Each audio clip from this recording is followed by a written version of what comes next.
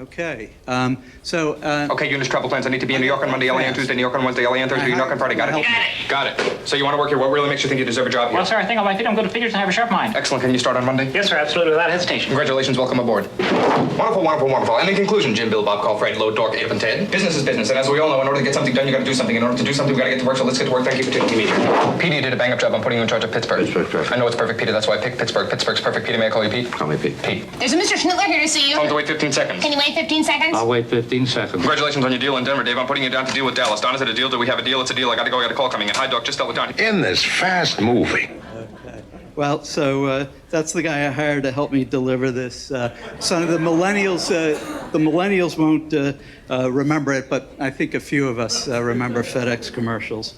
So, I'm a telecom infrastructure attorney, and my elevator pitch is that they're going to put the transmission and reception stuff in our head. Someday the chips are going in our head, but until then, the equipment has to go somewhere, and that somewhere is somebody's property.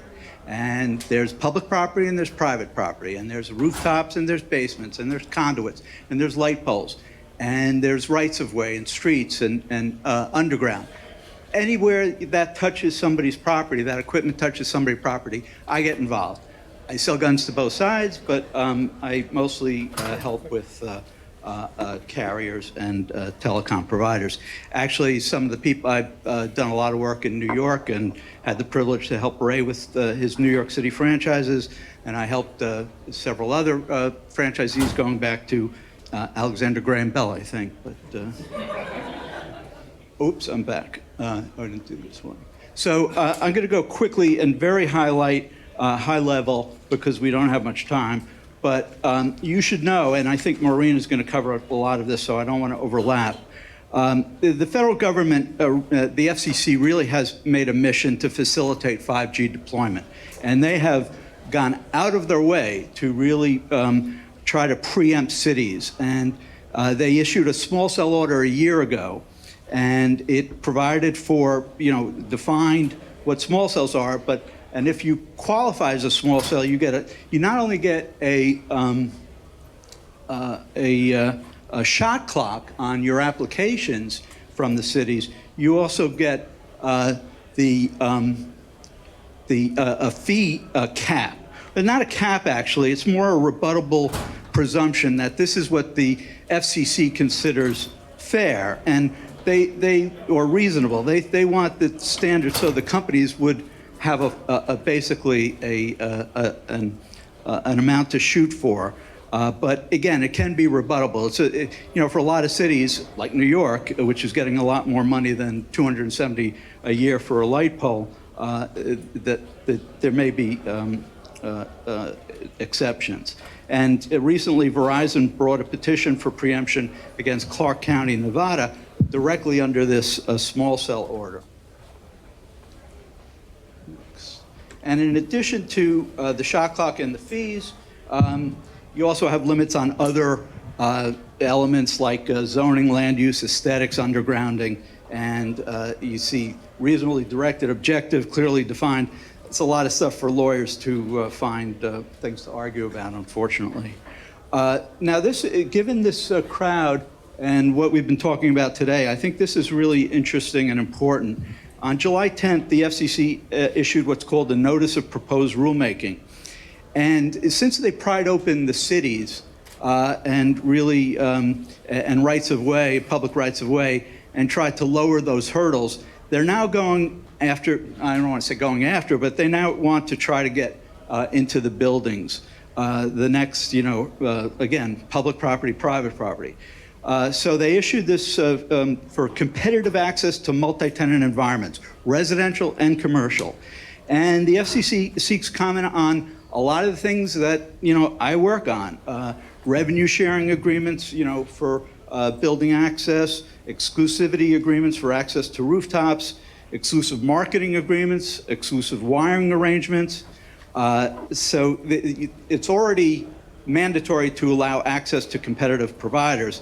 Now they want to go deeper into the types of agreements that have been more exclusive.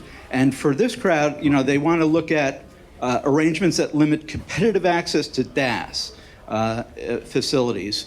So we're going to see some activity, I believe. Again, this is in a notice and comment period, so it won't be, nothing's going to be imminent, or certainly not in 2019. Sale and leaseback arrangements of inside wiring. So, the FCC is able to preempt state and local laws. They did that with a San Francisco equal access law recently. One other thing you should know about that the FCC also had a proceeding on was to prohibit restrictions on. Let me go one more. Yeah, the FCC had a proceeding that went after, didn't go after, but was focused on fixed wireless antennas. And if you fit a definition of a fixed wireless antenna that is a pizza pan size, and if it's in an area that is under the tenant's exclusive control, meaning if it's on your balcony or if it's in your suite, and that's your exclusive control, it's not the property owner, it's not the landlord's, then you have a lot of rights to circumvent any zoning or contractual prohibitions on that. And, homeowners associations, it's a very powerful tool. And they've extended it now not to just fixed wireless that serves the customer in that space, but also fixed wireless equipment that serves as hubs. So that's also another, again, I think you're seeing a theme here. They want to get deployment going. Finally, and I'm actually on schedule, I want to talk about some state and local developments. Many of you may have heard about this. I have client alerts out on the table on all of these, and you're welcome to take them, of course, and contact me with any questions, of course. The PSC has a proceeding on wireless pole attachment reforms, and now we're waiting for the utilities to file the tariffs for their rates, and that should be later in the fall. The other thing, which some of you may have heard of, is the Court of Appeals unanimously held cellular data transmission equipment is taxable as real property.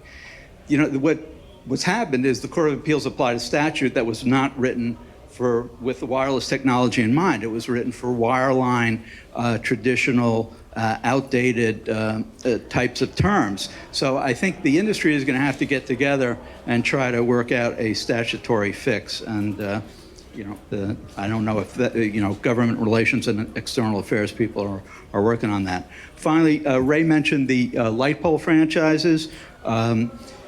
There are there are 200,000 light poles in New York City.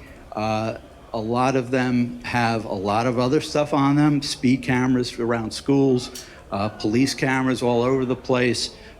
Congestion pricing is coming, so there's going to be not gantries, but attachments to light poles. So it's going to get more and more competitive and harder for cell companies to go on. So maybe there's street furniture, maybe there's I asked earlier about facades of buildings, but we have to get lower and lower, and lots of them and closer to the end user.